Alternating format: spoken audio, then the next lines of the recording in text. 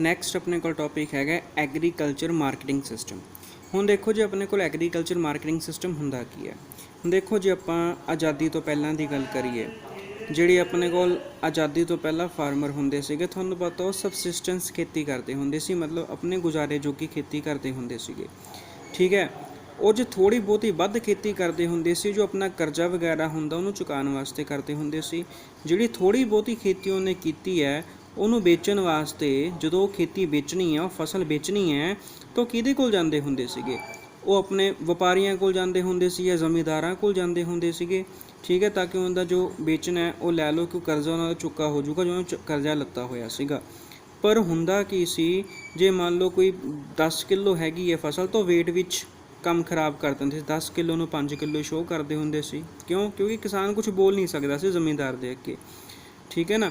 ਔਰ ਕਈ ਵਾਰ ਕੀ ਹੁੰਦਾ ਸੀਗਾ, ਉਹਨਾਂ ਨੂੰ ਘੱਟ ਰੇਟ ਦਿੰਦੇ ਹੁੰਦੇ ਸੀ, ਕਿਉਂਕਿ ਕਿਸਾਨ ਨੂੰ ਪਤਾ ਹੀ ਨਹੀਂ ਸੀ ਮਾਰਕੀਟ ਦੇ ਵਿੱਚ ਪ੍ਰੀਵੇਲਿੰਗ ਰੇਟ ਕੀ ਚੱਲਦਾ ਪਿਆ।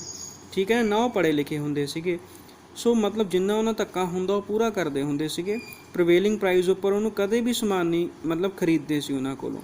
ਠੀਕ ਹੈ ਨਾ, ਕਿਉਂਕਿ ਫਾਰਮਰ ਨੂੰ ਆਪਣੇ ਬਾਰੇ ਕੋਈ ਨੌਲੇਜ ਨਹੀਂ ਸੀ। ਉਹ ਦੂਸਰੀ ਵੱਡੀ ਗੱਲ ਇਹ ਸੀਗੀ, ਫਾਰਮਰ ਕੋਲ ਇਹ ਵੀ ਤਰੀਕਾ ਨਹੀਂ ਸੀਗਾ ਵੀ ਹਜੇ ਰੇਟ ਘੱਟ ਹੈ, ਜੋ ਕੱਲ੍ਹ ਨੂੰ ਵੱਧ ਹੋਊਗਾ ਤਾਂ ਮੈਂ ਵੱਧ 'ਤੇ ਵੇਚੂੰਗਾ। ਕਿਉਂਕਿ ਜੇ ਉਹ ਤੁਸੀਂ ਅੱਜ ਨਹੀਂ ਵੇਚਣਾ ਚਾਹੁੰਦੇ ਉਸ ਫਸਲ ਨੂੰ, ਇਹਦਾ ਮਤਲਬ ਫਸਲ ਕਿਤੇ ਨਾ ਕਿਤੇ ਸਟੋਰੇਜ ਕਰਕੇ ਰੱਖਣੀ ਪਊਗੀ।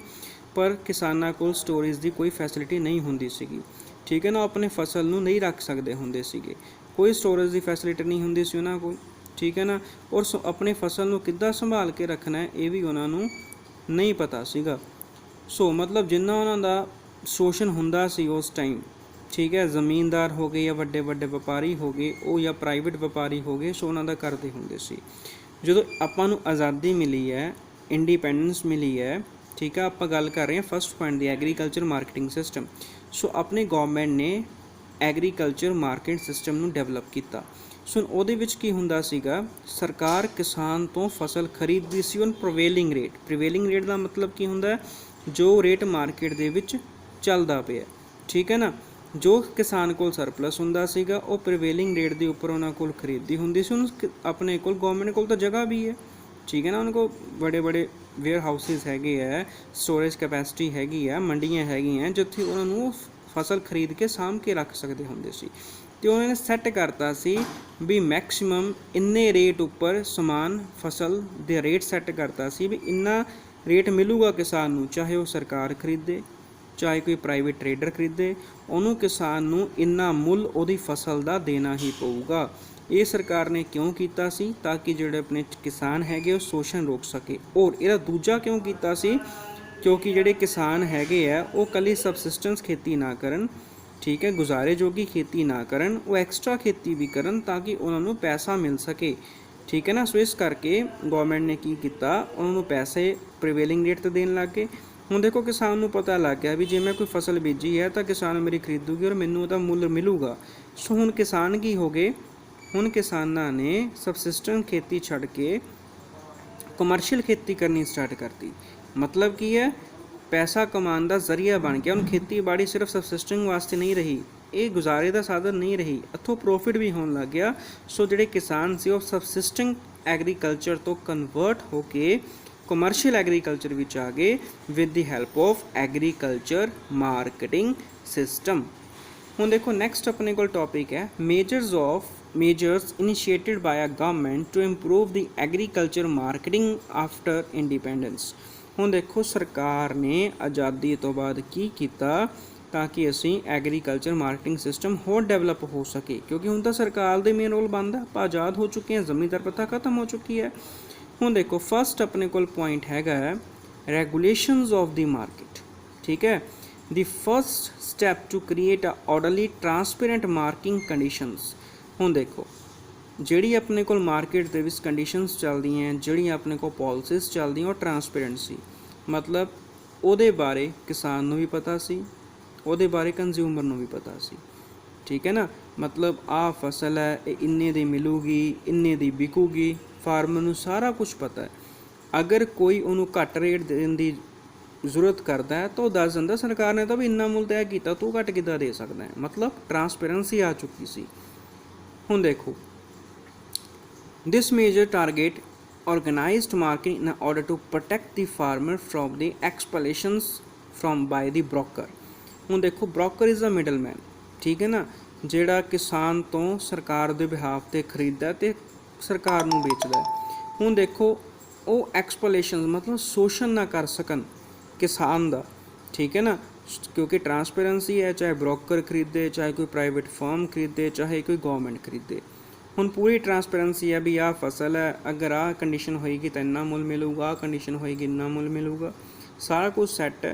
सो अपने को की हो गया रेगूलेशंस ऑफ मार्केट हो गया, गवर्नमेंट ने ट्रांसपेरेंसी रखती और सब कुछ दसता भी भाई इन्ने का मिलूगा ही मिलूगा, पूरी ट्रांसपेरेंसी सी। दूसरा पॉइंट अपने को है जी provision of a physical infrastructure. ਹੁਣ देखो ये की होया किसानों नूं, ठीक है ना, ਜਿਹੜੇ अपने को किसान से उनको प्रोविजन सी। प्रोविजन की सी उन्होंने फिजिकल इंफ्रास्ट्रक्चर फैसिलिटीज़ देती like road, railway, warehouses, godown, cold storage and processing unit. हम देखो फिजिकल इंफ्रास्ट्रक्चर पूरा डेवलप हो चुके हैं, सड़क बनिया हुई हैं, किसान अपनी फसल ਨੂੰ ਟਰਾਲੀਆਂ ਵਿੱਚ ਲੱਦ ਕੇ ਸੜਕਾਂ ਦੇ ਰਾਹ ਲੈ ਕੇ ਜਾ ਸਕਦੇ ਆ। ਹੁਣ ਮੰਨ ਲਓ ਕਿਸਾਨ ਆਪਣੀ ਮੰਡੀ ਵਿੱਚ ਨਾ ਵੇਚ ਕੇ ਦੂਸਰੀ ਸਟੇਟ ਵਿੱਚ ਵੇਚਣਾ ਚਾਹੁੰਦਾ ਹੈ ਤਾਂ ਉਹਦੇ ਵਾਸਤੇ ਰੇਲਵੇਜ਼ ਹੈਗੀਆਂ, ਠੀਕ ਹੈ ਨਾ। ਹੁਣ ਆਪਣਾ ਸਮਾਨ ਰੱਖਣਾ ਚਾਹੁੰਦਾ ਹੈ ਤਾਂ ਗੋਡਾਊਨ ਹੈਗੇ ਆ। ਉਹਦਾ ਗਰਮੀ ਦੀ ਫਸਲ ਹੈ, ਸਰਦੀ ਵਿੱਚ ਵੇਚਣੀ ਚਾਹੁੰਦਾ ਤਾਂ ਉਹਦੇ ਵਾਸਤੇ ਕੋਲਡ ਸਟੋਰ ਹੈਗੇ ਆ।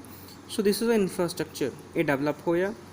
ਹੁਣ ਦੇਖੋ ਇਹਨਾਂ ਨੇ ਕੀ ਕੀਤਾ, ਜਿਹੜੇ ਆਪਣੇ ਕੋਲ ਕਰੰਟ ਫੈਸਿਲਿਟੀਜ਼ ਹੈਗੀਆਂ, ਹੁਣ ਦੇਖੋ ਉਹ ਤਾਂ ਆਪਣੇ ਕੋਲ ਹੈ, ਲੇਕਿਨ ਅਗਰ ਇਕੋਨਮੀ ਨੂੰ ਹੋਰ ਗਰੋਥ ਦੇ ਵਿੱਚ ਲੈ ਕੇ ਜਾਣਾ ਚਾਹੁੰਦੇ ਹੋ ਸੋ ਆਪਾਂ ਨੂੰ ਹੋਰ ਇਨਫਰਾਸਟਰਕਚਰ ਫੈਸਿਲਿਟੀਜ਼ ਜ਼ਿਆਦਾ ਗਰੋਥ ਕਰਨੀ ਪਊਗੀ, ठीक है ना। ਹੁਣ ਆਪਣੇ ਕੋਲ ਇੰਨੀਆਂ ਇਨਫਰਾਸਟਰਕਚਰ ਫੈਸਿਲਿਟੀਜ਼ ਹੈਗੀਆਂ, ਆਪਣੇ ਕੋਲ ਕੋਲਡ ਸਟੋਰ ਬਣ ਗਏ। ਜੋ ਗਰਮੀ ਦੀ ਫਸਲ ਆਪਾਂ ਸਰਦੀ ਵਿੱਚ ਖਾ ਰਹੇ ਹਾਂ, ਸਰਦੀ ਦੀ ਫਸਲ ਗਰਮੀ ਵਿੱਚ ਖਾ ਰਹੇ ਹਾਂ, ਮਾਰਕੀਟ ਵਿੱਚ ਉਹ ਵਿਕ ਰਹੀ ਹੈ। ਇਹ ਕਿੱਦਾਂ ਆਇਆ? ਕੋਲਡ ਸਟੋਰ, ਆਪਣਾ ਇਨਫਰਾਸਟਰਕਚਰ ਡਿਵੈਲਪ ਹੋਇਆ। ਉਸ ਤੋਂ ਬਾਅਦ ਆਪਣੇ ਕੋਲ ਆ ਗਿਆ ਜੀ ਕੋਆਪਰੇਟਿਵ ਮਾਰਕੀਟਿੰਗਸ। ਹੁਣ ਦੇਖੋ ਜਿਹੜਾ ਆਪਣੀ ਕੋਆਪਰੇਟਿਵ ਮਾਰਕੀਟਿੰਗ ਸੀਗਾ ਉਹਨੇ ਕੀ ਕਰਤਾ, ਫੇਅਰ ਪ੍ਰਾਈਸ ਰਿਲੀਜ਼ ਕਰਤਾ। ਕੋਈ ਵੀ ਪ੍ਰੋਡਕਟ ਹੈ ਮਾਰਕੀਟ ਵਿੱਚ ਇੰਨੇ ਦਾ ਮਿਲੂਗਾ, ਠੀਕ ਹੈ, ਇਹ ਤੋਂ ਘੱਟ ਕੋਈ ਨਹੀਂ ਮਿਲ ਸਕਦਾ। The success of Milk cooperating is transforming a social and economical landscape of Gujarat, some other parts of a country, testing roles of the cooperatives, ठीक है ना। उस तो बाद अपने को आ गया under the system farmer get together, form marketing societies and sell the product collectively and take benefit collectively, and farmer has a bargaining power। ਹੁਣ देखो सारे किसान इकट्ठे होंगे, ठीक है, ਉਹਨੇ ਜੋ ਗੌਰਮੈਂਟ ਨੇ ਰੇਟ ਸੈੱਟ ਕੀਤਾ ਉਹਦੇ ਉੱਪਰ ਵੇਚੂਗਾ, ਕੋਈ ਘੱਟ ਵੱਧ ਨਹੀਂ ਕਰ ਸਕਦਾ। ਈਵਨ ਉਹਨਾਂ ਨੇ ਕਿਸਾਨਾਂ ਨੂੰ ਪਾਵਰ ਦੇ ਦਿੱਤੀ, ਕਿਸਾਨ ਸਰਕਾਰ ਨਾਲ ਬਾਰਗਨਿੰਗ ਕਰ ਸਕਦੇ ਆ, ਠੀਕ ਹੈ। ਸਰਕਾਰ ਕਹਿੰਦੀ ਹੈ ਵੀ ਇਸ ਟਾਈਮ ਇਹ ਵਾਲੀ ਫਸਲ ਹੈ ਉਹ 2000 ਰੁਪਏ ਕੁਇੰਟਲ ਵਿਕੂਗੀ, ਕਿਸਾਨ ਕਹਿੰਦੇ ਜੀ 2200 ਰੁਪਇਆ ਦਿਓ। ਸਾਰਿਆਂ ਦੀ ਯੂਨੀਅਨ ਬਣੀ ਹੋਈ ਹੈ। ਸੋ ਕੋਈ ਨਾ ਕੋਈ ਬਾਰਗਨਿੰਗ ਪਾਵਰ ਸੈੱਟ ਉਹਨਾਂ ਕੋਲ ਹੈਗੀ ਹੈ, ਤਾਂ ਕੋਈ ਨਾ ਕੋਈ ਉਹ ਨਿਚੋੜ ਕੱਢ ਸਕਦੇ ਆ। 2 ਦਾ ਨਹੀਂ 2200 ਦਾ ਨਹੀਂ ਤਾਂ 2100 ਰੁਪਏ ਸੈੱਟ ਹੋ ਹੀ ਜਾਊਗਾ, ਠੀਕ ਹੈ ਨਾ। ਇਹ ਸਾਰੀ ਪਾਵਰ ਕਿੱਦਾਂ ਆਈ? With the help of cooperative markets, ਮਤਲਬ ਆਪਸ 'ਚ ਮਿਲ ਕੇ ਚੱਲਦੀ ਪਈ ਹੈ ਮਾਰਕੀਟਿੰਗ। ਇੱਕ ਬੰਦੇ ਦੇ ਬਿਹਾਫ 'ਤੇ ਨਹੀਂ ਚੱਲਦੀ ਪਈ, ਗੌਰਮੈਂਟ ਦੇ ਬਿਹਾਫ 'ਤੇ ਨਹੀਂ ਚੱਲਦੀ ਪਈ। ਗੌਰਮੈਂਟ ਖੁਦ ਕਹੂਗੀ ਵੀ ਰੇਟ ਸੈੱਟ ਕਰਤਾ, ਨਹੀਂ, ਕਿਸਾਨਾਂ ਤੋਂ ਰਾਏ ਲਈ ਜਾਊਗੀ, ਠੀਕ ਹੈ। ਜਿਹੜੇ ਕਿਸਾਨ ਦੀ ਕੋਈ ਕੋਆਪਰੇਟਿਵ ਮਾਰਕੀਟ ਹੈ, ਮਿਲ ਕੇ ਕੰਮ ਕਰਨਾ ਹੈ। ਜੇ ਕਿਸਾਨ ਕਹਿਣਗੇ ਤਾਂ ਉਹਨਾਂ ਦੀ ਮੰਨੀ ਵੀ ਜਾਊਗੀ, ਕਿਉਂਕਿ ਕਿਸਾਨਾਂ ਨੂੰ ਬਾਰਗਨਿੰਗ ਪਾਵਰ ਦੇ ਦਿੱਤੀ ਗਈ ਹੈ। ਨੈਕਸਟ ਆਪਣੇ ਕੋਲ ਆ ਗਿਆ